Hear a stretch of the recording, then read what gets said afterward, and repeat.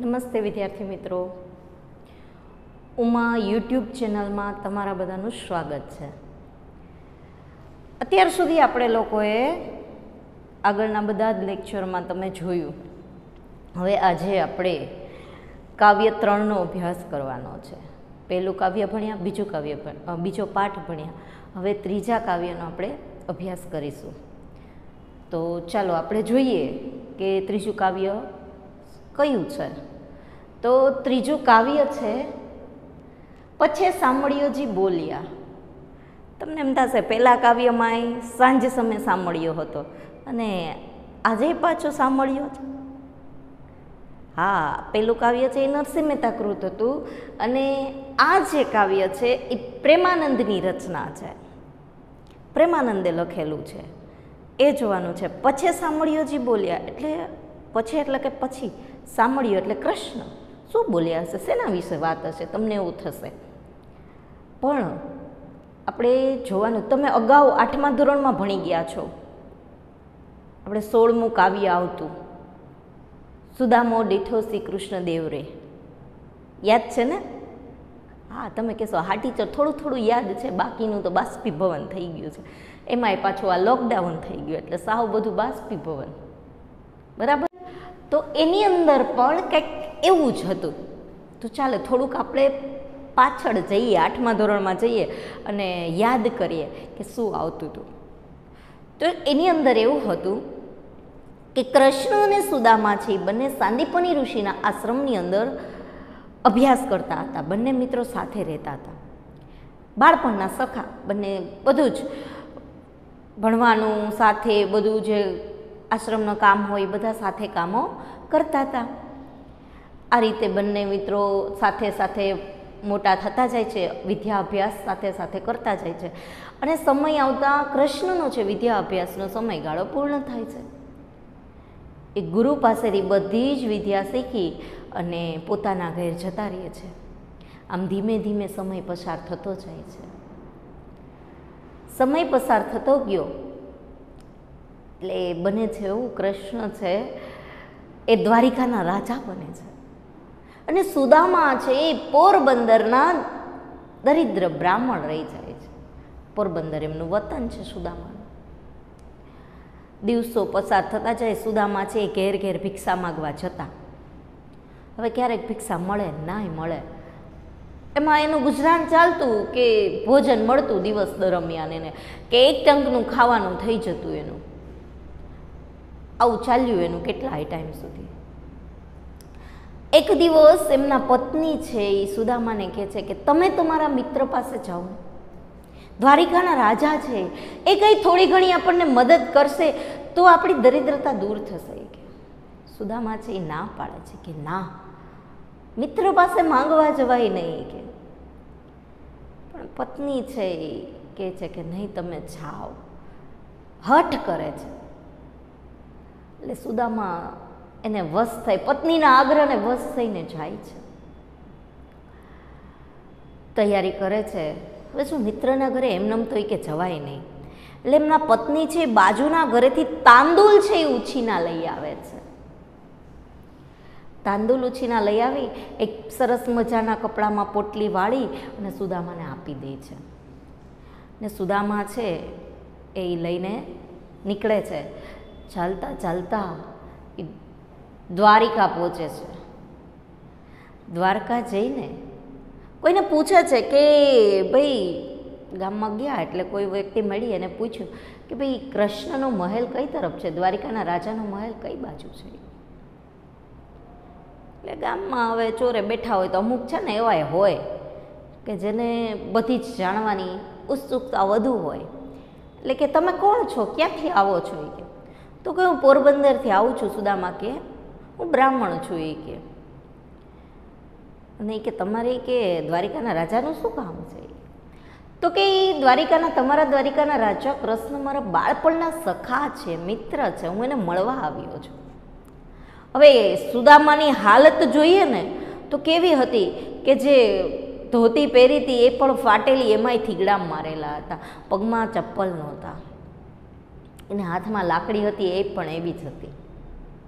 એટલે અમુક બેઠેલા લોકોએ જોઈને હસી મજાક શરૂઆત કરી, ઓહો હો, આવા વિપ્રવર આપણા દ્વારિકાના રાજાના મિત્ર ઈ કે?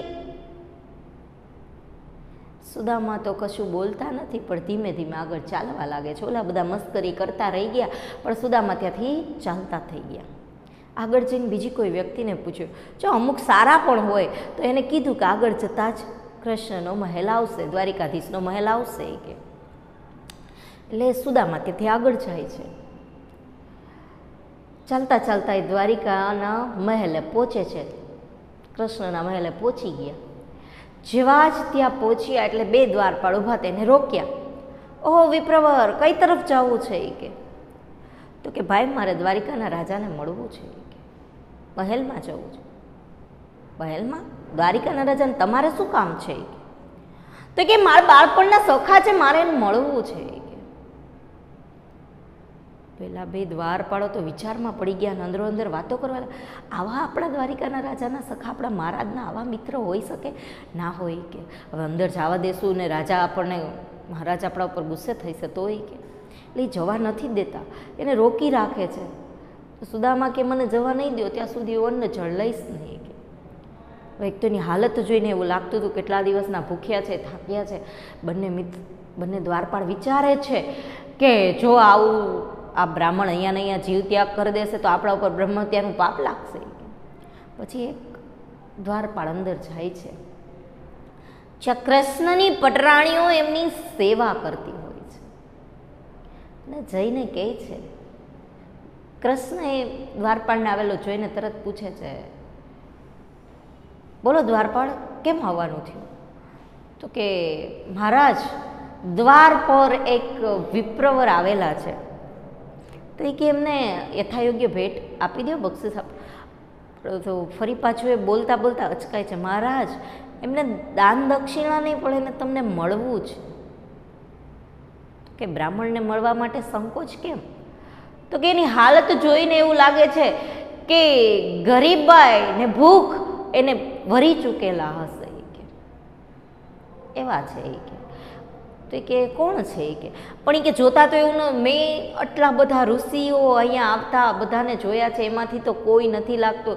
એક દરિદ્ર બ્રાહ્મણ છે અને પોતાનું નામ સુદામા બતાવે છે એ કે.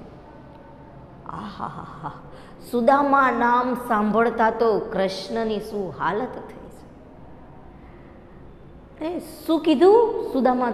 કૃષ્ણ તરત બોલે, શું બોલ્યા? ફરી નામ કહો જોઈએ. તો કે સુદામા બતાવે છે. અરે કૃષ્ણ તો એની જગ્યાએથી ઊભા થઈ જાય છે અને કહે છે કે સુદામા, મારા બાળપણનો મિત્ર, મારા બાળપણનો સખા સુદામા એ કે. કૃષ્ણની પટરાણીઓની સેવા કરતી હતી એ પણ દૂર કરે છે અને પોતે છે ત્યાંથી દોડ લગાવે છે. ઉપવસ્ત્ર પહેર્યું ન પહેર્યું અને પગમાં ચાકડી પણ નથી પહેરતા અને ત્યાંથી પટરાણીઓ પાછળ કહે છે સ્વામી નાથ બોલાવે છે, પણ કૃષ્ણ સાંભળે તો બીજા. અરે મારા પરમ મિત્ર, મારો સખા આવ્યો છે. પટરાણીઓને કહેતા જાય છે કે તૈયારીઓ કરો સ્વાગતની, આજે મારા મિત્ર મારે ઘેર આવ્યા છે. અને કૃષ્ણ દોડતા દોડતા કેટલી વાર તો પડી ગયા, ઉપવસ્ત્ર પણ પડી ગયું એનું ત્યાં ને ત્યાં, અને દોડ લગાવી આગળ કે મારો મિત્ર આવ્યો છે, મારો પરમ સખા આવ્યો છે. એ બોલતા જાય ને દોડતા જાય ને આંખમાંથી અશ્રુની ધારા વહેતી જાય છે. કૃષ્ણ તો દરવાજા પહોંચે છે, દ્વાર પર પહોંચ્યા તો સુદામા દેખાણા નહીં. કહે છે કે આગળ નીકળી ગયા છે.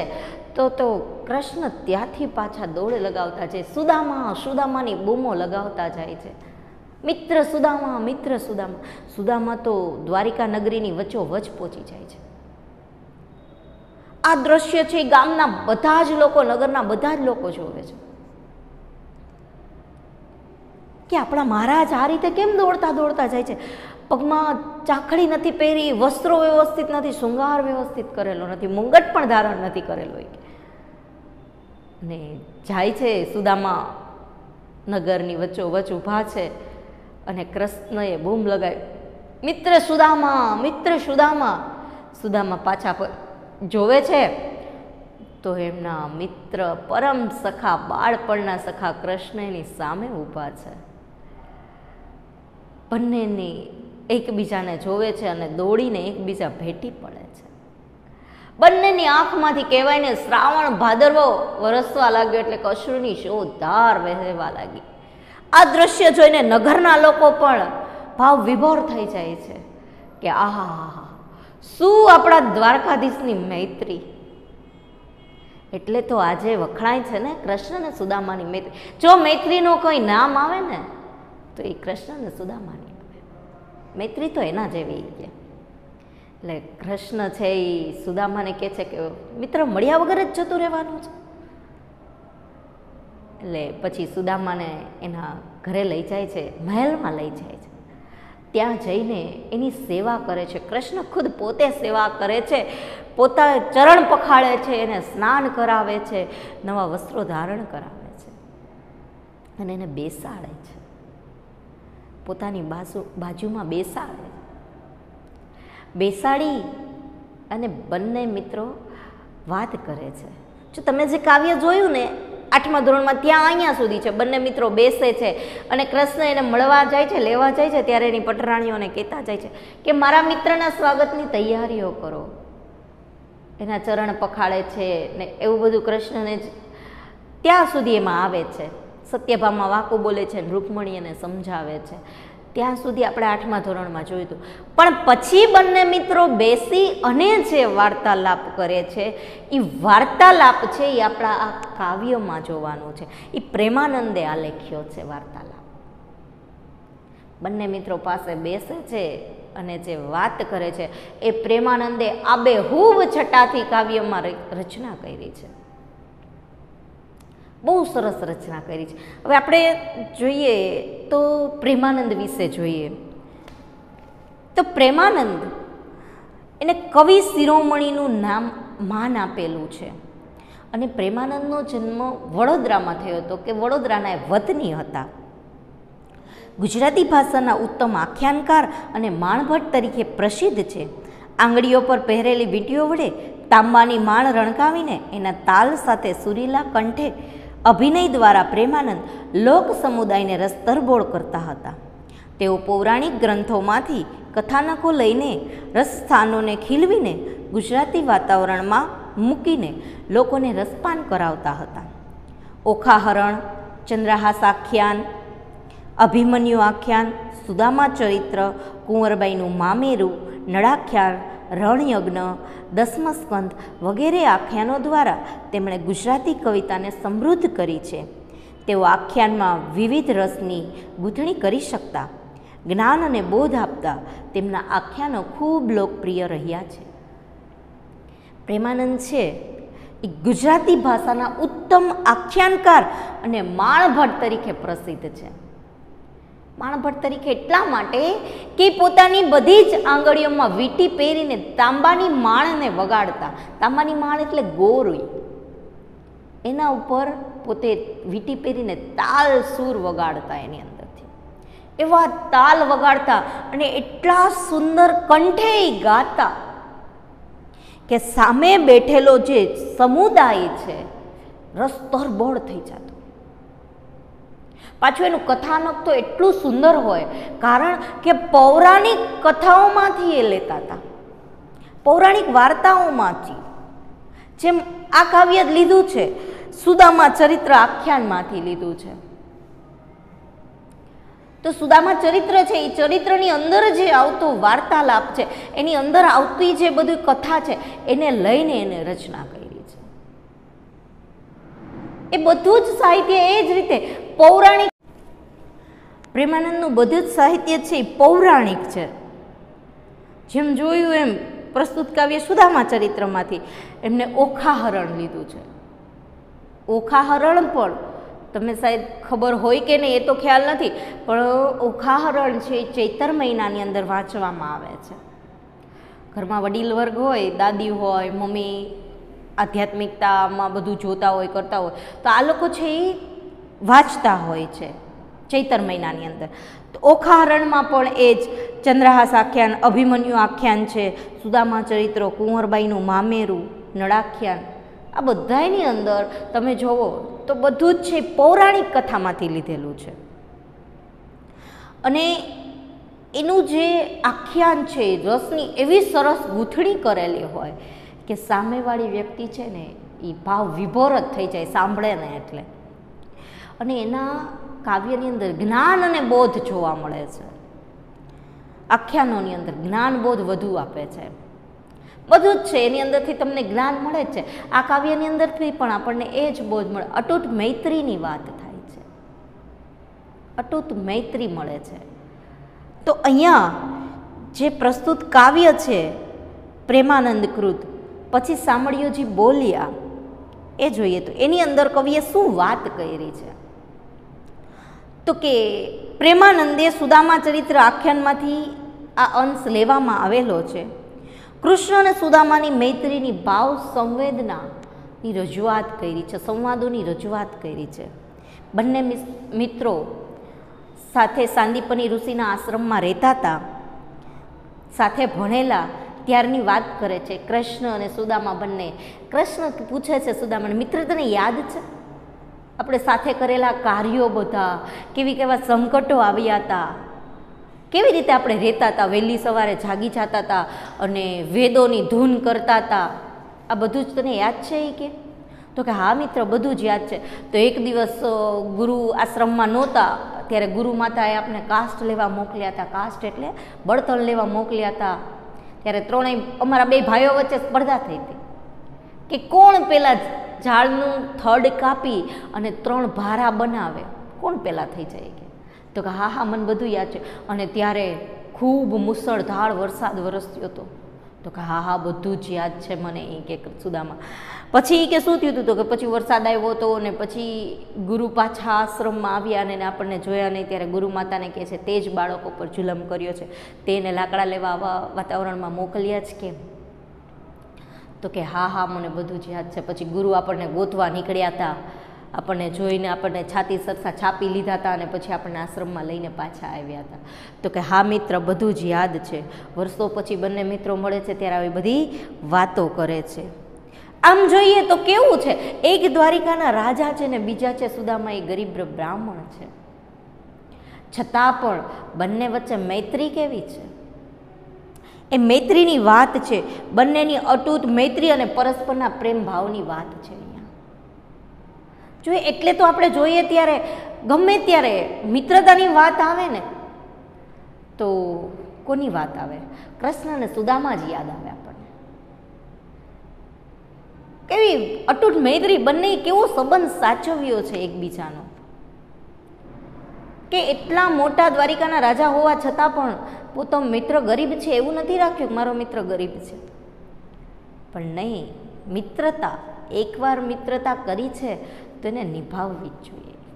એ પરસ્પર મૈત્રી અને અતૂટ મૈત્રી અને પરસ્પર પ્રેમની વાત છે. અહીંયા બાળપણથી લઈને છેટ સુધી બંને અત્યારે ઘણા વર્ષે ભેગા થાય છે ત્યારે બંને મિત્રો વાત કરે છે કે કેવા સંકટો આવ્યા હતા, કેવા કેવા કાર્યો કર્યા હતા.